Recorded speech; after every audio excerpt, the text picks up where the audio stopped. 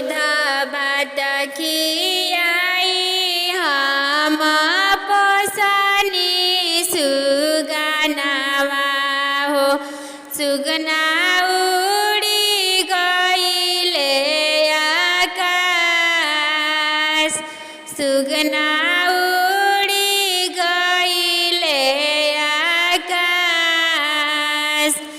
हम तुहा से पूछिले बाबू हो अपन बाबू, कहाँवा बीतवल सारी रात, कहाँवा बीतवल सारी रात। रतिया बीत दिनवा बीतवनिया महाराजा जी के बगिया हो। रतिया बीतवनी ससुराल, रतिया बीतवनी ससुराल। ससुराल मिललिया माँ तोरा जैसन सासु हो। बड़ी ख्याल रखेली हमार, बड़ी ख्याल रखली हमार। लक्ष्मी जैसन बेटी से कैली मोरे ब्याहवा हो। साली खियवली मुखे पान, सरहज दुलारिया माँ बड़ी ख्याल रखेली। रात भर बेनिया डोलाई, रात भर बेनिया डोलाई।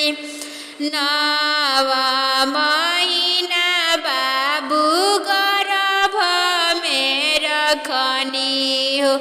10वें में लिहल जनम, 10वें में लिहल जनम।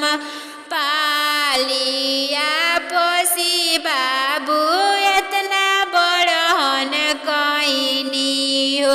कबो नहीं कैल मोर बड़ाई,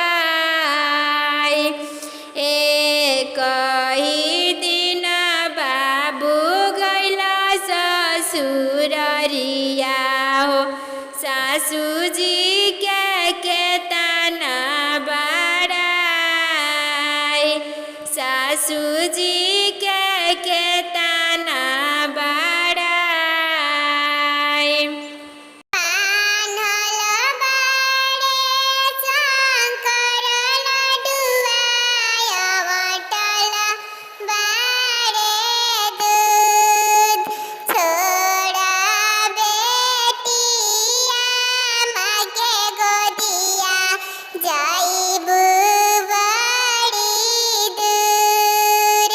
छोड़ा